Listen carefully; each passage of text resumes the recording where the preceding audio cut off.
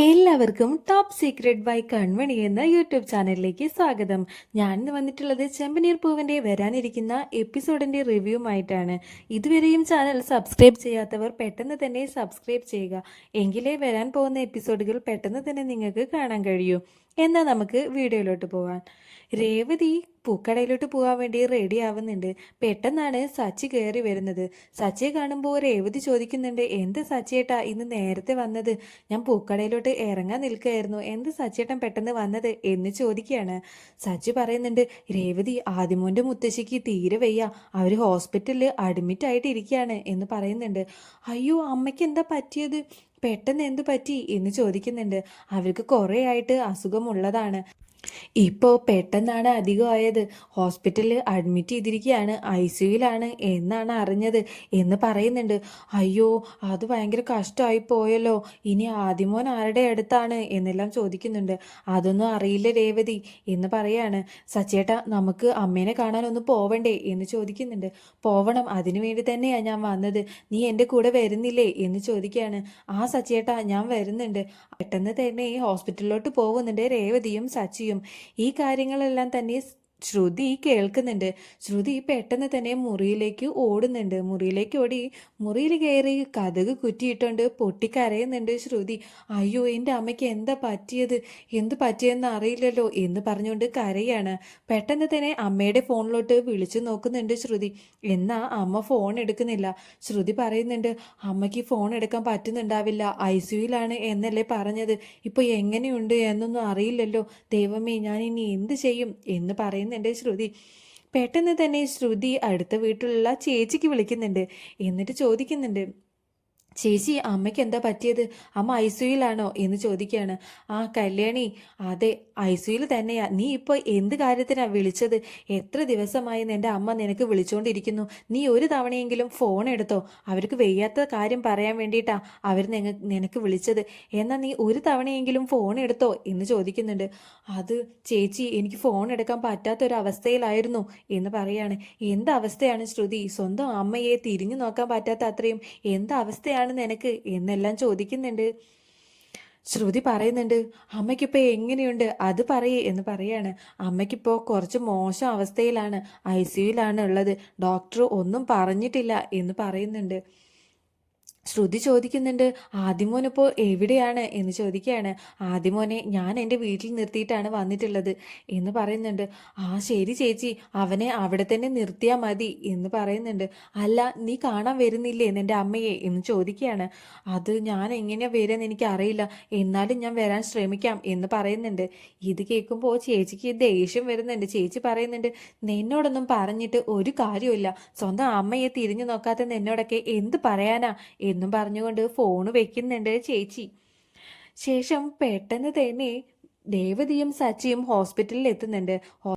ഹോസ്പിറ്റലിൽ എത്തിയതും അടുത്ത വീട്ടിലെ ചേച്ചി അവിടെ നിൽക്കുന്നത് രേവതിയും സച്ചിയും കാണുന്നുണ്ട്. പെട്ടെന്ന് തന്നെ അവരുടെ അടുത്ത് ചെന്ന് രേവതി ചോദിക്കുന്നുണ്ട്, എന്തു പറ്റി അമ്മയ്ക്ക്, അമ്മയ്ക്കിപ്പോൾ എങ്ങനെയുണ്ട് എന്ന് ചോദിക്കുകയാണ്.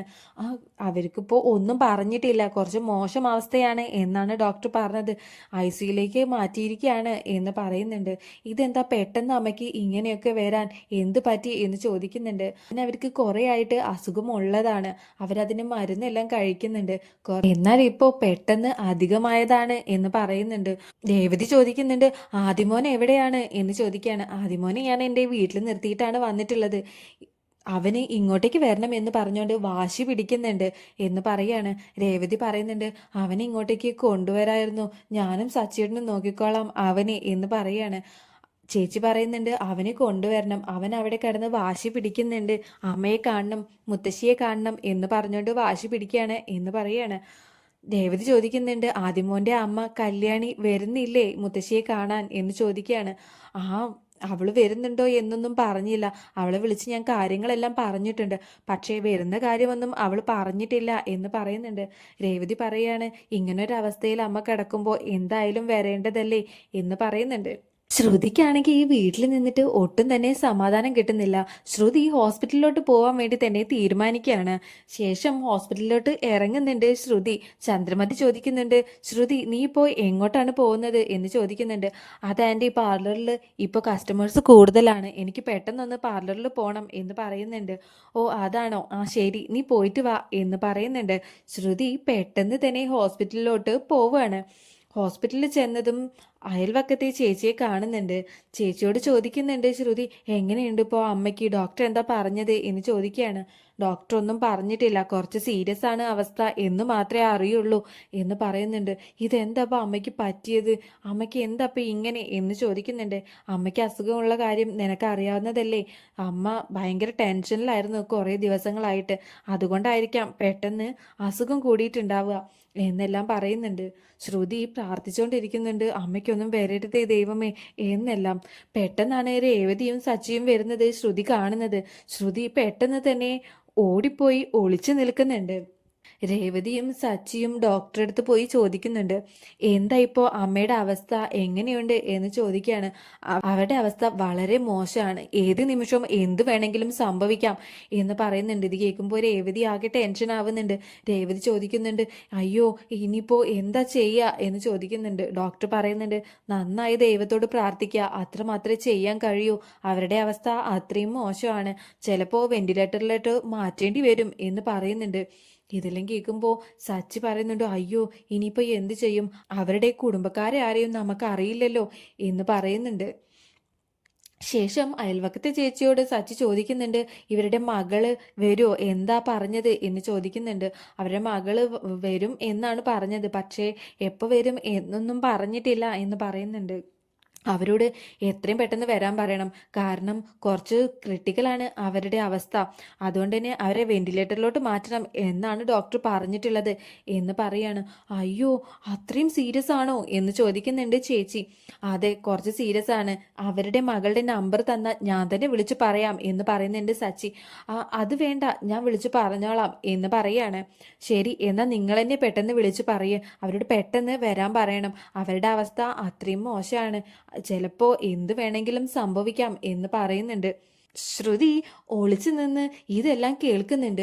ഇത് കേൾക്കുന്നതും ശ്രുതി ആകെ തകർന്നു പോവുകയാണ്. ശ്രുതി അവിടെ ഇരുന്ന് കരയുന്നുണ്ട്. ചേച്ചി ചെന്ന് പറയുന്നുണ്ട്, കരയാതിരിക്കുക കല്യാണി, ഒന്നും പറ്റില്ല എൻ്റെ അമ്മയ്ക്ക് എന്ന് പറയുന്നുണ്ട്. നല്ലോണം പ്രാർത്ഥിക്കുക ദൈവത്തിനോട് അമ്മയ്ക്ക് ഒന്നും പറ്റാതിരിക്കാൻ എന്ന് പറയാണ്. ശ്രുതി പറയുന്നുണ്ട്, അയ്യോ അമ്മ കൂടി പോയാ ഇനി എനിക്ക് വേറെ ആരുമില്ല എന്നും പറഞ്ഞുകൊണ്ട് കരയുന്നുണ്ട്. ആദിമോൻ എവിടെ, അവൻ ഇങ്ങോട്ടേക്ക് കൊണ്ടുവരായിരുന്നു എന്ന് പറയാണ്. ആദിമോനെ കൊണ്ടുവരാം, അവന് അമ്മേനെ കാണണമെന്നുണ്ടാവും എന്ന് പറയുന്നുണ്ട്.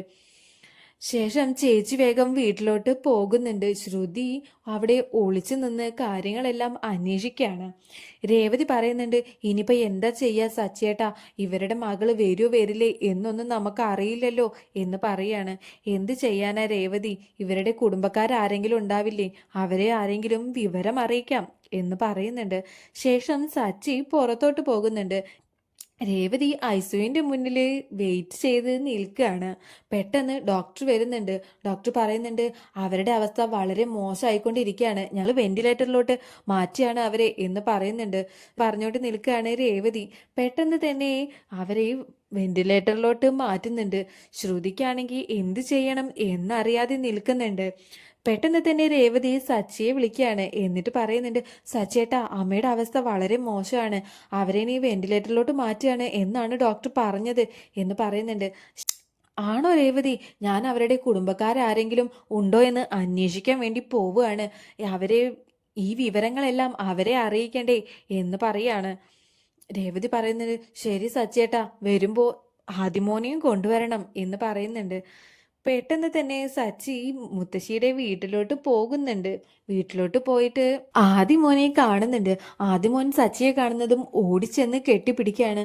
സച്ചിയേട്ടാ എൻ്റെ അമ്മമ്മയ്ക്ക് എന്താ പറ്റിയതെന്ന് അറിയില്ല, അമ്മമ്മയ്ക്ക് ഒട്ടും വയ്യാതായി, അമ്മമ്മ ഇവിടെ ഇല്ല, ഹോസ്പിറ്റലിലാണ് എന്നെല്ലാം പറയാണ്.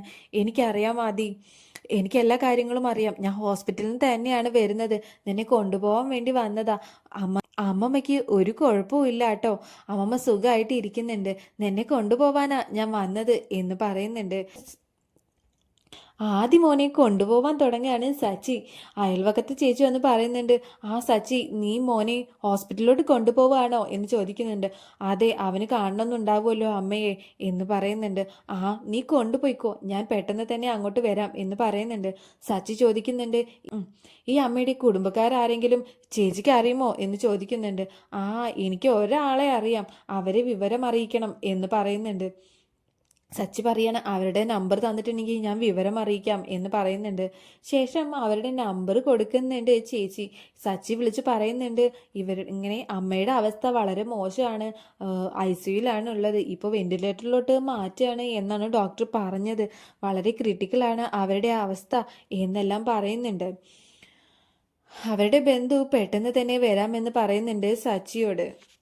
സച്ചി ആദിമോനെയും കൂട്ടി വേഗം ഹോസ്പിറ്റലിലോട്ട് പോകുന്നുണ്ട്. ഹോസ്പിറ്റലിൽ ചെന്നതും രേവതി ആദിമോനെ കെട്ടിപ്പിടിച്ചുകൊണ്ട് കരയുന്നുണ്ട്. ആദിമോൻ ചോദിക്കുന്നുണ്ട്, എന്തു പറ്റി രേവതി ചേച്ചി, എൻ്റെ അമ്മമ്മയ്ക്ക് എങ്ങനെയുണ്ട് ഇപ്പോൾ എന്ന് ചോദിക്കുകയാണ്. ഇല്ല മോനെ, അമ്മമ്മയ്ക്ക് കുഴപ്പമൊന്നുമില്ല, മോൻ വിഷമിക്കണ്ട കേട്ടോ, മോൻ ഇവിടെ ഇരുന്നോ എന്നും പറഞ്ഞുകൊണ്ട് രേവതി ആദിമോനെ എടുത്ത് കസേരയിൽ ഇരിക്കുന്നുണ്ട്. പെട്ടെന്ന് ഡോക്ടർ വരുന്നുണ്ട്. ഡോക്ടർ വന്നിട്ട് രേവതിയോടും സച്ചിയോടുമായി പറയുന്നുണ്ട്, അവരുടെ അവസ്ഥ വളരെ മോശമാണ് എന്ന് ഞാൻ പറഞ്ഞിരുന്നില്ലേ, ഞങ്ങൾ ഒരുപാട് ശ്രമിച്ചു അവരെ രക്ഷിക്കാൻ വേണ്ടി, സോറി, ഞങ്ങളെ കൊണ്ട് അതിനായില്ല, അവര് പോയി എന്ന് പറയുന്നുണ്ട്. ഇത് കേൾക്കുന്നതും രേവതി പൊട്ടിക്കരയുന്നുണ്ട്. ശ്രുതിയും മറഞ്ഞു നിന്ന് ഇതെല്ലാം കേട്ട് സഹിക്കാനാവാതെ പൊട്ടിക്കരയാണ്. ഇത്രയുമാണ് വരാൻ പോകുന്ന എപ്പിസോഡിൽ നടക്കാൻ പോകുന്നത്. ഈ എപ്പിസോഡിന്റെ ബാക്കി ഭാഗവുമായി അടുത്ത ദിവസം വരുന്നതായിരിക്കും. വീഡിയോ ഇഷ്ടപ്പെട്ടാൽ ലൈക്ക് ചെയ്യാൻ മറക്കരുത്.